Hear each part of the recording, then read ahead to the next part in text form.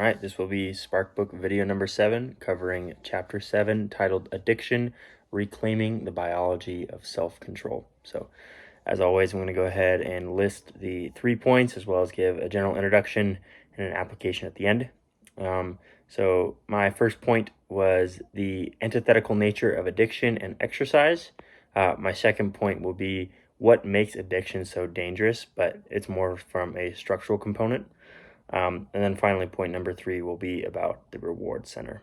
So as a general introduction, I thought that it was important to start by defining what is meant when we say addiction. So the National Institute of Drug Abuse defines addiction as a compulsion that persists in spite of negative health and social consequences.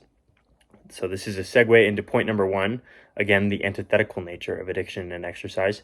So the chapter began by discussing the Odyssey House, which is essentially a rehabilitation house, and it emphasized the importance of community. So the book mentioned that this is crucial because addiction is such an all-encompassing disorder, and that it quite literally cuts into every aspect of an individual's life, i.e., the drug for the addict becomes absolutely everything. So when you take it away, and then there's suddenly an empty vessel at the core of the mind, the book suggests that there's no better way than to start filling that vessel than with exercise.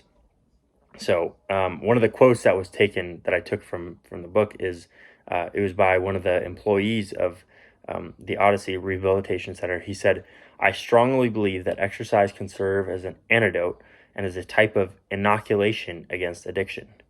As an antidote, you're giving the individual an avenue of life experience that most have not had.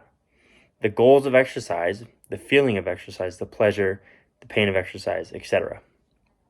So a little bit more on that. Also mentioned later in the book is that exercise is directly antithetical, meaning opposite to the drug and an addictive behavior.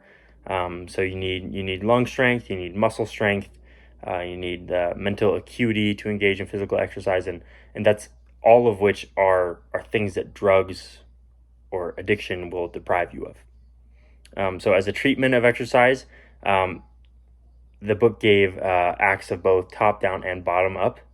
So exercise works from the top down in the brain, forcing addicts to adapt to new stimulus and by allowing them to learn and appreciate alternative and healthy scenarios. But alternatively, exercise will also work from the bottom up by physically blocking the urge to act in engaging or more primitive elements of the brain. But exercise will build synaptic detours around the well-worn connections, automatically looking for the next fix. So that leads us into point number 2, what makes addiction so dangerous.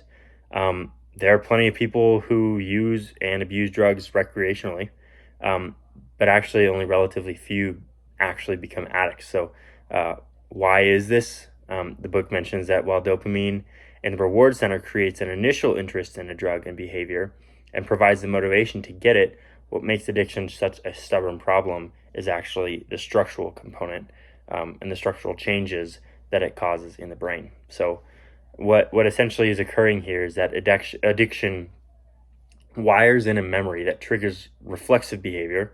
The same changes occur regardless of whether addiction is to drugs or gambling or eating or name your addiction. But once the reward has the brain's attention, what will happen is the prefrontal cortex is instructing the hippocampus to remember that specific scenario and the sensation in vivid detail. So based on this, special cues are made for the brain to associate special details about the addicting substance to sensations once you felt while using it. And these cues take on what are called salience, and they get linked together. So every time you indulge in this addiction, what makes it so dangerous is that the association gets stronger and that you actually begin to pick up new cues. So finally, moving into point number 3 here, the reward center. This is a little bit interesting. So kind of preface this with the reward center provides the necessary motivation for the brain to learn behavior that brings us things like that we like or that we want or that we need.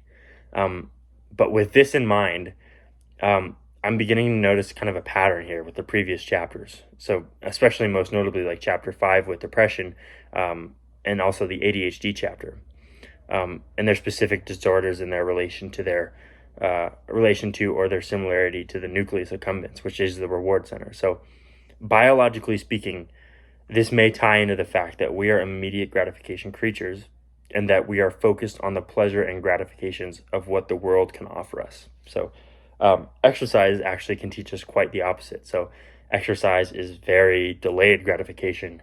It requires pain, it requires sacrifice to reap the benefits. But the important part of this, what I'm seeing, is all of which are the benefits of exercise are opposite to what the reward center is looking for. So I saw this directly ties both into biology and scripture, because we must deny oneself first before heading in the right direction. So with this being said, this leads me to my application. So as a strength conditioning coach, from the perspective of one, addiction can take many forms. Even exercise can be addicting. But given that one of my clients or one of my athletes has an addictive behavior, and for some reason that I'm made aware of it, I think the only thing that I can really do is suggest exercise. Addiction may be an area where I could be working outside of my expertise if I tried to get involved directly. So this being said, I could still instill the positive traits that come with exercise as a replacement for an addictive behavior itself. So for example, I could instill delayed gratification that comes with exercise. I could help them set goals. I could improve mental strength, and most of all, actually, I can improve discipline.